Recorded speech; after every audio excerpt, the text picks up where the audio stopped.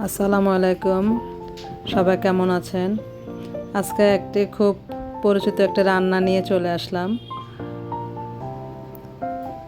যেটা আমাদের অনেকেরই কম বেশি পছন্দ। তবে আমার এটা খুব ভালো লাগে, আর আমি খুব কম মশলা দিয়ে এটা রান্না করি। দেখতে থাকুন, ভালো লাগলে আপনারা রান্না করে দেখবেন ভালো লাগে কিনা। প্রথমে আমি পেঁয়াজ দিয়ে নেড়ে গরম মশলাগুলো দিয়ে নিয়েছি। তারপরে পেঁয়াজগুলো একটু লাল হয়ে যাওয়ার পরে আদা রসুন আর একটু পেঁয়াজ কুচি ছিল দিয়ে দিলাম, একটু নেড়ে চেড়ে নিলাম। আর এখন আমি গরম মশলা দিচ্ছি, ধনে গুঁড়ো, হলুদ গুঁড়ো, মরিচ গুঁড়ো দিয়ে একটু নেড়ে নেব। সাথে একটু জিরে গুঁড়ো দিব, দিয়ে একটু কষিয়ে নেব ভালো করে, কারণ না কষলে মশলার একটা কাঁচা একটা গন্ধ থাকে, তাই একটু মশলাটা কষিয়ে নেব। জিরে গুঁড়ো দিয়ে দিলাম। মশলাটা ভালো করে কষাতে হবে। লবণ দিয়ে দিলাম। তারপরে আরও কিছুক্ষণ রেখে এটাকে ভালো করে ভুনতে থাকবো। ভুনা হয়ে গেলে গরম পানি দিব। সবসময় আপনারা মশলা একটু গরম পানি দিয়ে মশলাটা কষাবেন, এতে করে মশলার রঙটা খুব সুন্দর আসে, তেলটা উপরে চলে আসে, আর মশলার যে কাঁচা কাঁচা গন্ধটা সেটা আর থাকে না। অনেকে ঠান্ডা পানি দিয়ে করে, কিন্তু গরম পানি দিয়ে করলে এটা ভালো। খাসি মাংসের মাথার অংশটা দিয়ে দিলাম, 1.5 কেজি পরিমাণ ছিল। আর 250 গ্রাম বুটের ডাল ভিজিয়ে রেখেছিলাম ঘন্টাখানেক আগে, সেই ডালটাও আমি দিয়ে একবারে ভালো করে কষিয়ে নিব।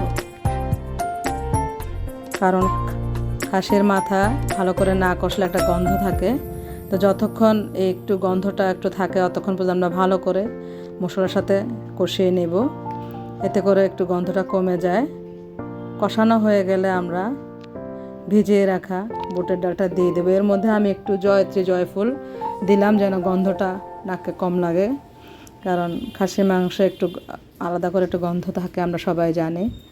তো এই জন্য আমি একটু জয়ত্রী আর একটু জলফল গুঁড়া দিয়ে দিলাম। একটু ভালো করে কষিয়ে নেব। ভালো করে কষানোর পরে আমরা ডালটা দিয়ে দিব। ততক্ষণ পর্যন্ত একটু কষিয়ে নিই।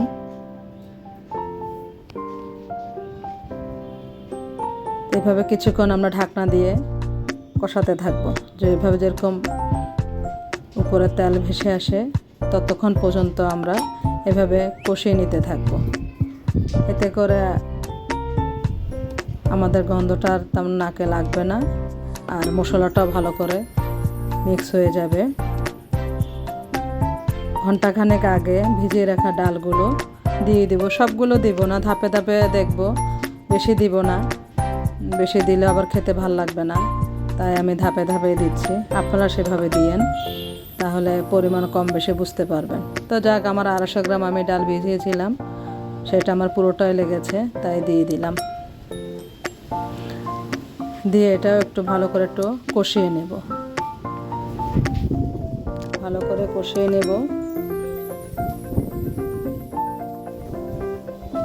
এতে করে ডালের মধ্যে মশলাটা ভালো করে মিক্সড হবে। আমরা এক্ষেত্রে গরম পানি ইউজ করব। আমি সব সময় রান্না করার সময় গরম পানিটা ইউজ করি, আপনারাও করবেন, এতে করে তরকারির স্বাদটা অনেক ভালো হয় এবং কালার অনেক সুন্দর থাকে। আর পানির পরিমাণটা খুব বেশি দিবেন না, খুব কম দিবেন না, মিডিয়াম আকারে দিবেন, যাতে মাংসটাও সিদ্ধ হয়ে যায় এবং ডালটাও সিদ্ধ হয়ে যায়।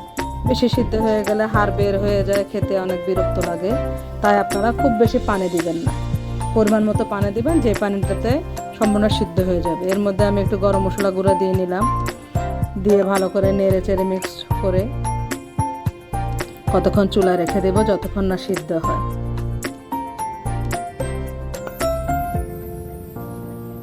এখন আমি একটু নেড়ে চেড়ে দেখব কি অবস্থা, মাংসটা সিদ্ধ হয়েছে কিনা ভালো করে দেখব, ঝোলের পরিমাণটাও ঠিক আছে কিনা দেখব। ভালো করে নেড়ে চেড়ে যদি মনে করেন যে পানি দেওয়া লাগবে দিবেন, আর যদি মনে হয় যে না সিদ্ধ হয়ে গেছে এবং ডালটাও সিদ্ধ হয়ে গেছে, তাহলে আর পানি দিবেন না, এটা হয়ে যাবে। কারণ এটা বেশি সিদ্ধ করা যাবে না, বেশি সিদ্ধ করলে হাড়গুলা বের হয়ে যায়, ছোটো ছোটো হাড়, খেতে গেলে দাঁতে লাগে, বিরক্ত লাগে। তাই বেশি সিদ্ধ করবেন না, ডালটা গলিয়ে ফেলবেন না। ডালটা যেন একটু আস্তে আস্তে থাকে কিন্তু সিদ্ধ হয়ে যাবে। এরকম অবস্থায় আপনারা চুলা থেকে নামিয়ে ফেলবেন। ধন্যবাদ।